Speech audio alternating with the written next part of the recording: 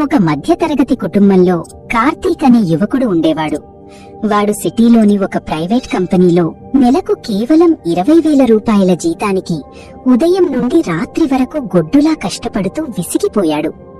ఎంత కష్టపడుతున్నా అప్పులు తీరటం లేదు. కనీసం బైక్లో పెట్రోల్ కొట్టించాలన్నా 10 సార్లు ఆలోచించాల్సొస్తోంది. జీవితంలో ఎప్పటికీ పైకి రాలేనేమో అనే భయంతో ఒకరోజు వాడు తల పట్టుకుని ఇంట్లో కూర్చుని పక్కనే ఉన్న తన తాతయ్యతో ఎంతో నిరాశగా అన్నాడు. తాతయ్య, ఈ రోజుల్లో మనలాంటి మిడిల్ క్లాస్ వాళ్లకు డబ్బు సంపాదించడం అంటే చాలా పెద్ద కష్టం తాతయ్య. రాత్రి పగలు ముడ్డి విరగ్గొట్టుకుని కష్టపడినా లగ్జరీ లైఫ్ బ్రతకడం ఇంపాసిబుల్. మన రాత ఇంతే, డబ్బున్నవాడే ఇంకా సంపాదిస్తాడు. మనలాంటి వాళ్లు ఇలాగే ఏడుస్తూ చావాలి అని కళ్లల్లో నీళ్లతో ఏడ్చేశాడు. అప్పుడు 70 ఏళ్ల వయసున్న ఆ తాతయ్య కార్తీక్ వైపు చూసి ఎంతో ప్రశాంతంగా నవ్వి, రేపు పొద్దున్నే నాతో పాటు సిటీకి రా కార్తీక్, నీకొక నిజమైన రియాలిటీ చూపిస్తాను అన్నాడు. మరుసటి రోజు ఉదయం తాతయ్య కార్తీక్ ని తీసుకుని సిటీ మధ్యలో కడుతున్న ఒక పెద్ద స్కై స్క్రాపర్, భారీ భవన నిర్మాణం కన్స్ట్రక్షన్ సైట్ దగ్గరికి వెళ్లాడు.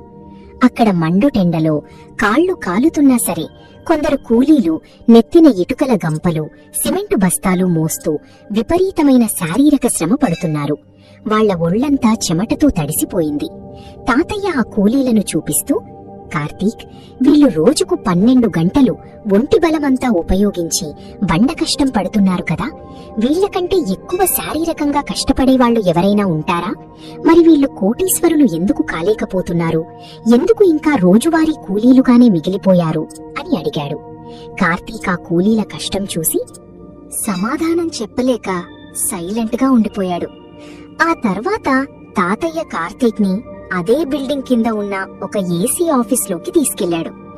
అక్కడ ఒక యంగ్ ఆర్కిటెక్ట్ ఎంతో ప్రశాంతంగా క్లీన్ సూట్ వేసుకుని ల్యాప్టాప్ ముందు కూర్చుని ఆ building next phase plan design చేస్తున్నాడు.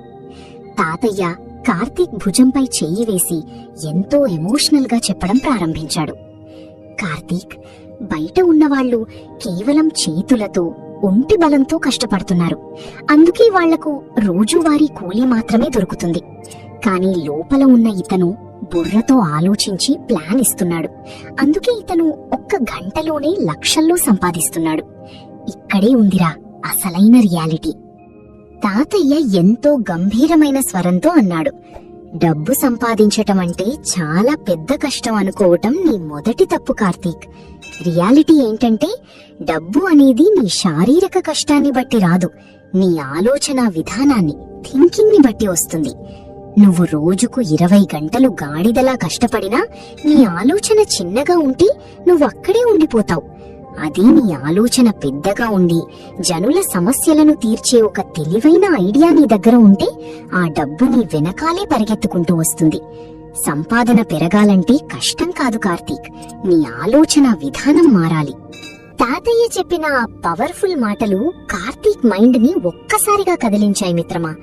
డబ్బు సంపాదించడం అనేది కష్టంతో కాదు, సరైన మైండ్ సెట్ మరియు స్మార్ట్ థింకింగ్ తో సాధ్యమవుతుందని వాడికి అర్థమైంది.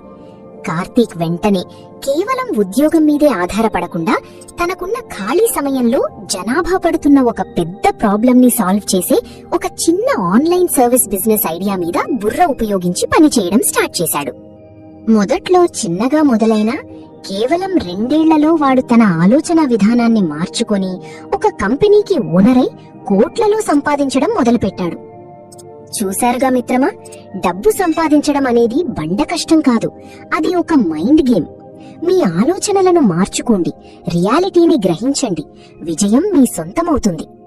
మరి ఈ day 12 money and life lesson మీ గుండెకు ఎంతవరకు కనెక్ట్ అయిందో కింద కమెంట్ సెక్షన్ లో నాతో షేర్ చేసుకో మిత్రమా.